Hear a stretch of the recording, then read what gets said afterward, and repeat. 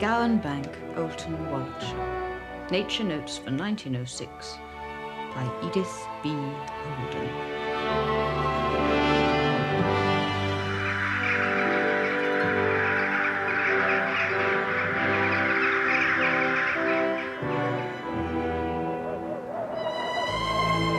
To sit on rocks, to muse o'er flood and fell, to slowly trace the forest's shady scene where things that own not man's dominion dwell, and mortal foot hath ne'er or rarely been, to climb the trackless mountain all unseen, with the wild flock that never need a fold, alone o'er steeps and foaming falls to lean.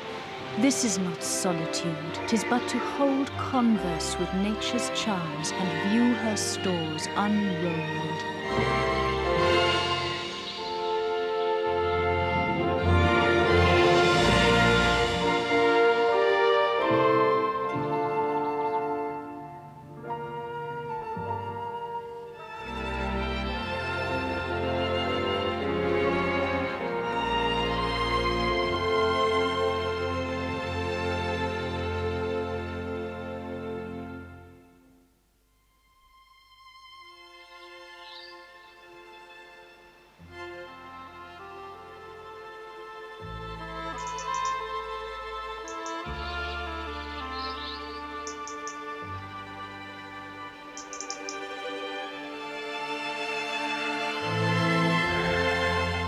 Season of mists and mellow fruitfulness, close bosom friend of the maturing sun, conspiring with him how to load and bless with fruit the vines that round the thatch eaves run, to bend with apples the mossed cottage trees, and fill all fruit with ripeness to the core. October, the 8th month of the old Roman year. By the Slavs, this is called yellow month, from the fading of the leaf. Buckingham Palace, Esmond.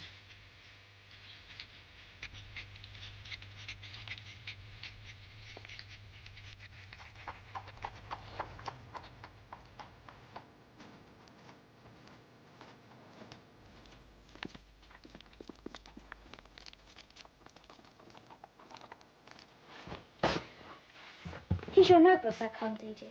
Thank you for sending it to me. Did you copy the drawings you wanted? Yes. You must show me tomorrow. Oh, and this is for you. It's the book I've just done the drawings for.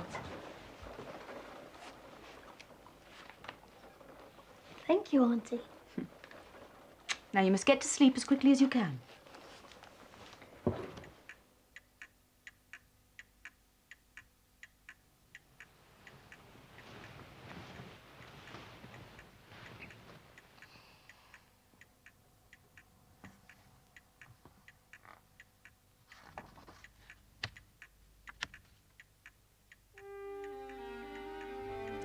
October the 1st.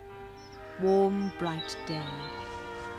There are not many wildflowers left in bloom here now. I gathered some scabious and red dead nettle, and saw some white convolvulus on the top of a hedge.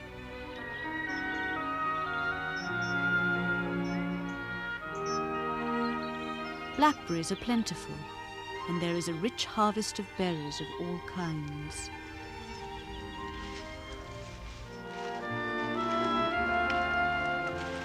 I really think you must tell Father.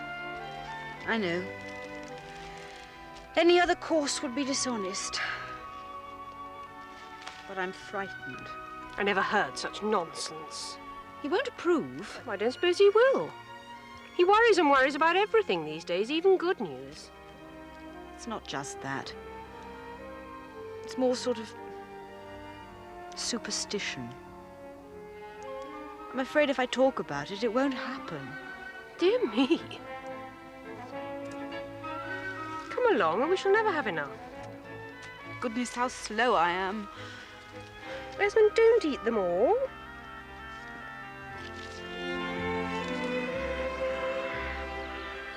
I brought in some boughs laden with chestnuts, and some long necklaces of the bright scarlet berries of the black bryony to paint.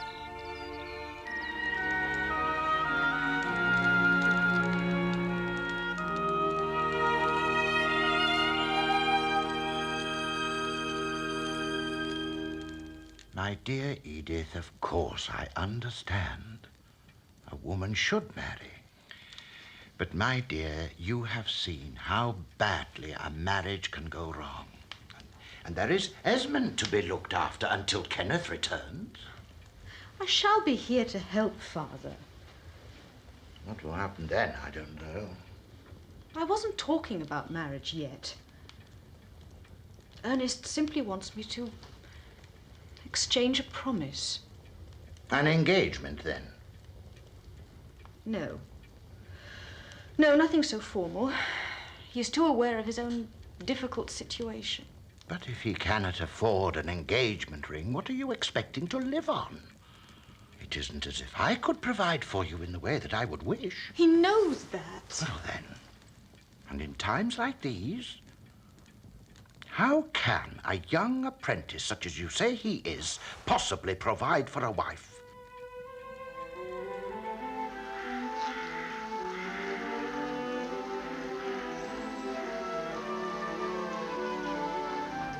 October the 10th.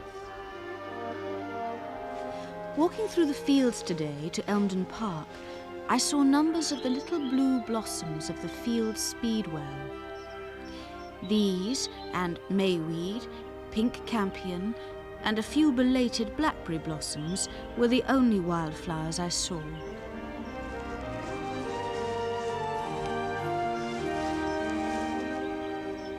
The hedges are gay with berries of all kinds.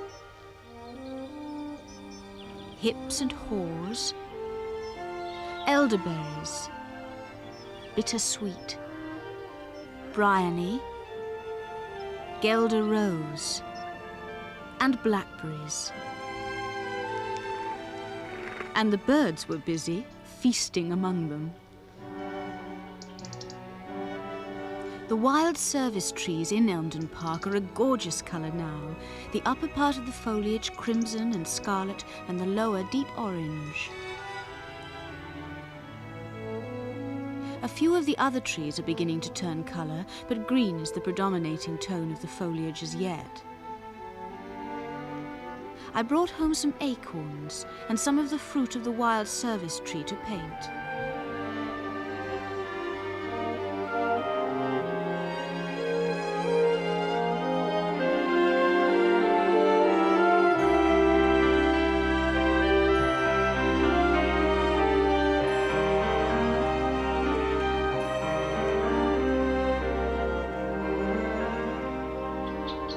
But fruits, not blossoms, form the woodland wreath that circles autumn's brow. The ruddy haws now clothe the half-leaved thorn. The bramble bends beneath its jetty load.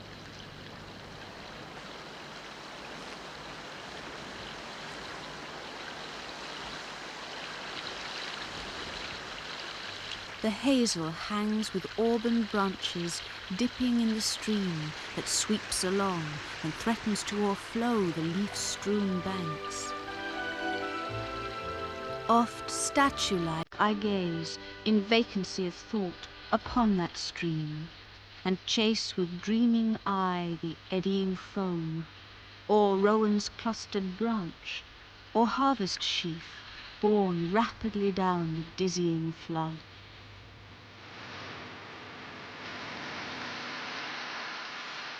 Goodbye, my darling. God bless you. I'm sure, actually. Goodbye, my boy. Take great care. They're precious. Enjoy yourself.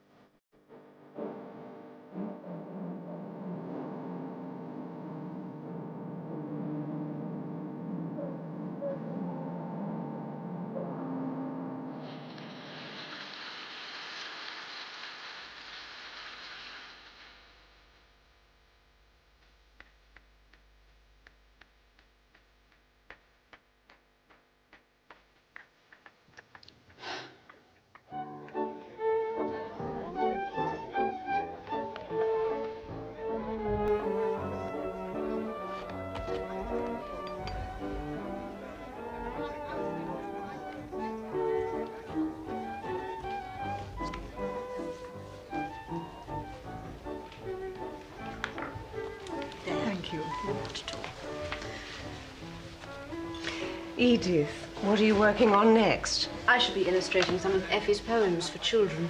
Very slowly. How lovely. Where's Ernest? Oh, he hasn't arrived yet. I imagine he's been held up at work. How are your family? Is your father still well? Yes, as well as can be expected, Winnie says. Do you see them often? No, not as often as I'd wish. I've been so busy, they have to come to visit me. Is that Kenneth's eldest? Yes. There was another child by his first marriage, wasn't there? His first wife took the other child with her, as I'm sure you know. How very sad. Yes. Ah, here comes the Countess. Perhaps Ernest is with her. Hello, my dear. How splendid it all looks. Hello, Theo. Is Ernest not with you? No, he left before me. Don't worry. He will have run into some friends and be bringing them.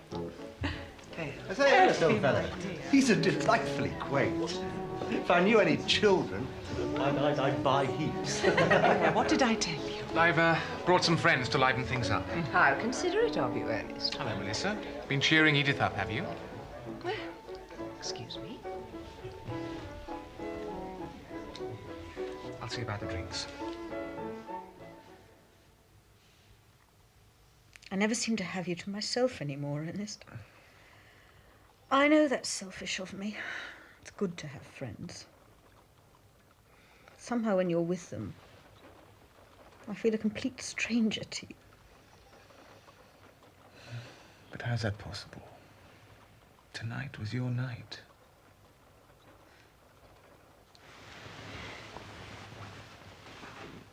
Couldn't we go away together somewhere soon? What about your new book? After that. All right, my love.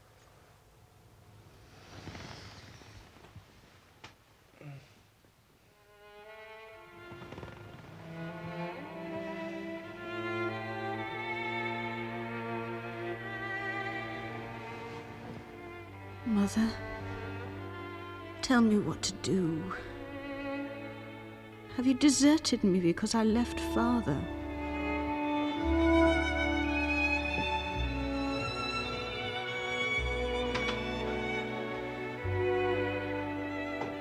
I thought you would want me to be happy.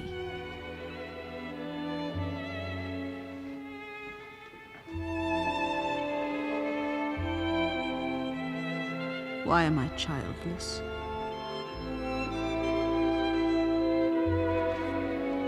Why are all your girls childless?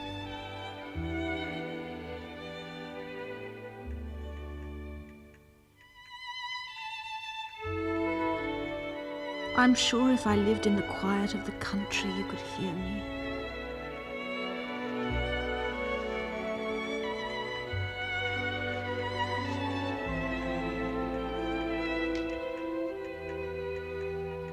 Oh, all wide places, far from feverish towns,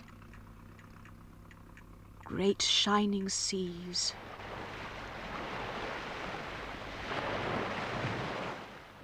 pine forests, mountains wild,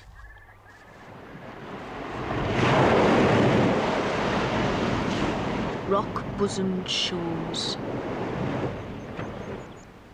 rough heaths and sheep-cropped downs, vast pallid clouds, blue spaces undefiled, room, give me room, give loneliness and air, free things and plenteous in your regions fair.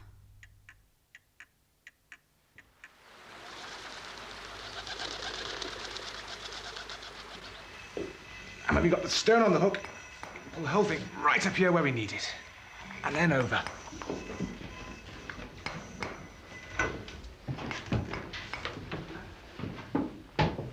That's it. Come and see a finished piece.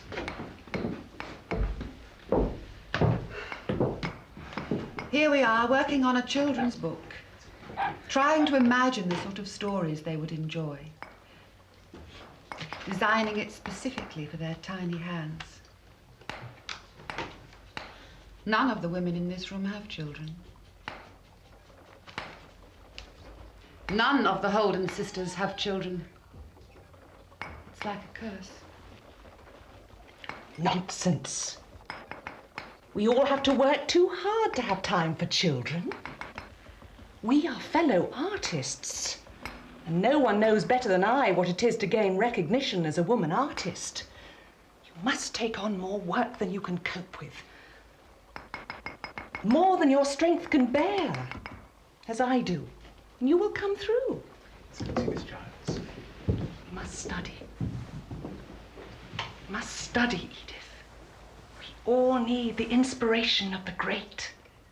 Do you think it's a good likeness? Yeah, very good. She's very pretty, isn't she? Yes. Are you cold? As soon as Edith has finished the dog, we must go on to the cat. I finished the poem for it. Esmond, what do you think of my ending? So the cunning old cat lay down on a mat by the fire in the servants' hall. If the little mice peep, they'll think I'm asleep. So she rolled herself up like a ball. Nibble, nibble, nibble went all the little mice, and they licked their little paws. Then the cunning old cat sprang up from the mat and caught them all with her claws. Oh, you're too grown up for words. Why do children have to grow up?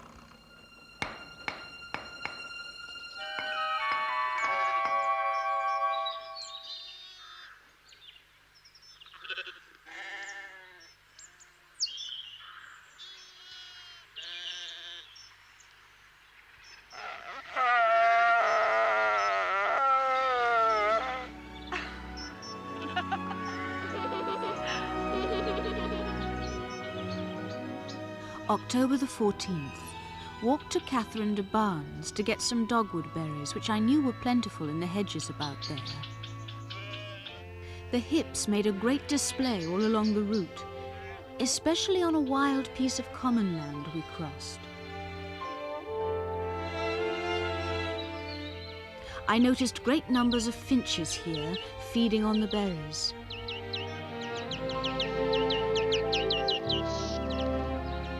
Some of the gorse bushes were in flower. These, with the bushes of scarlet rose hips and trailing blackberry briars covered with red and yellow leaves, made fine patches of colour in the bright sunshine.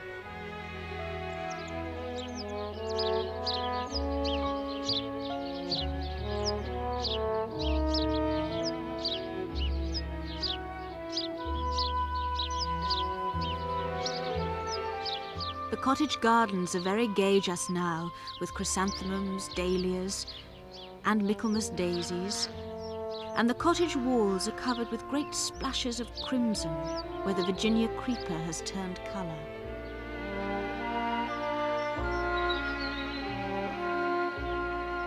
Now autumn's fire burns slowly along the woods, and day by day the dead leaves fall and melt.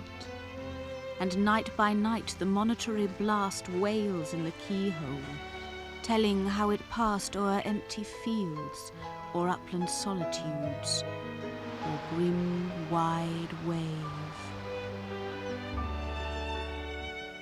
And now the power is felt of melancholy, tenderer in its moods than any joy indulgent summer dealt.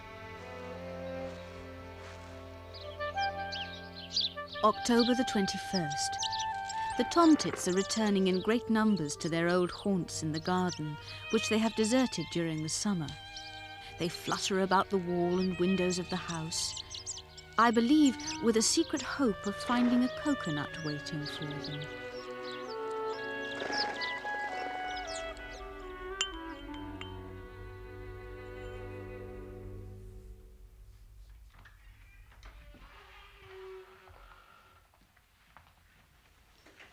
There's a postcard from your father, Esmond.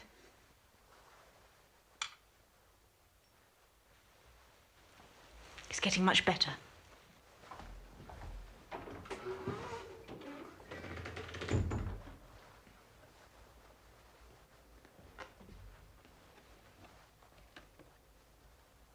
Will he be home soon? Quite soon. When? Oh, not long. Not long now. We've the zoo to go to, Battersea Park, then up the Thames to Hampton Court. Time will rush by, and then your father will be here to collect you. So, don't be homesick.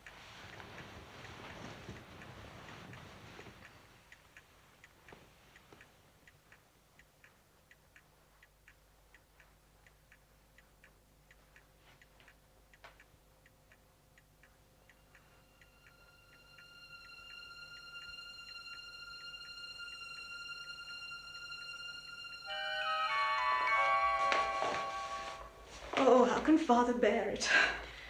Oh, Edie, you shouldn't have come. I knew you'd brood if you saw it happening. Gowan Bank hasn't been your home for a long time, and you mustn't trouble yourself about it now. It was always there when I needed it.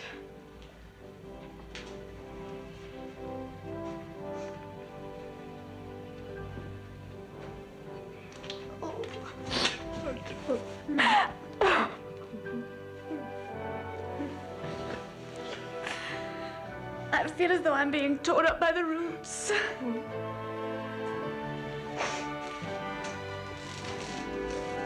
So much has happened in this house.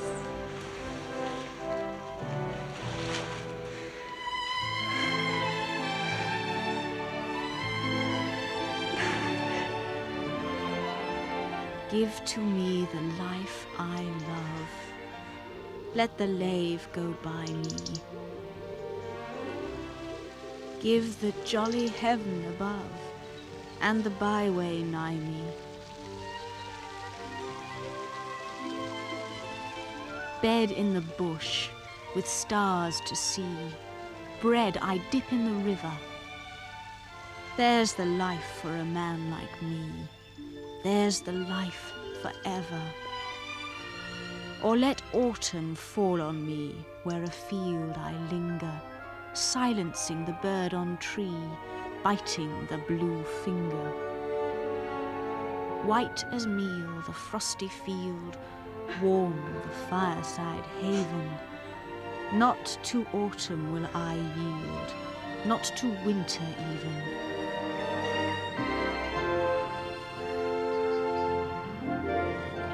Let the blow fall soon or late, let what will be o'er me. Give the face of earth around, and the road before me.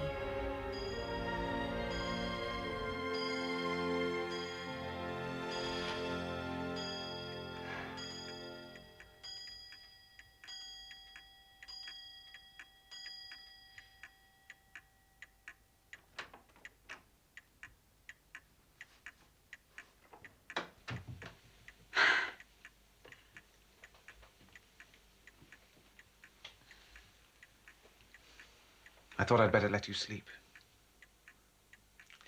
Your face worried me a little. You do look pale, my love. It's nothing. Just my usual headache, that's all. Something to do with the weather, I suppose. I feel the walls are pressing in on me. I want you to feel at home in London. Wherever you are is home for me.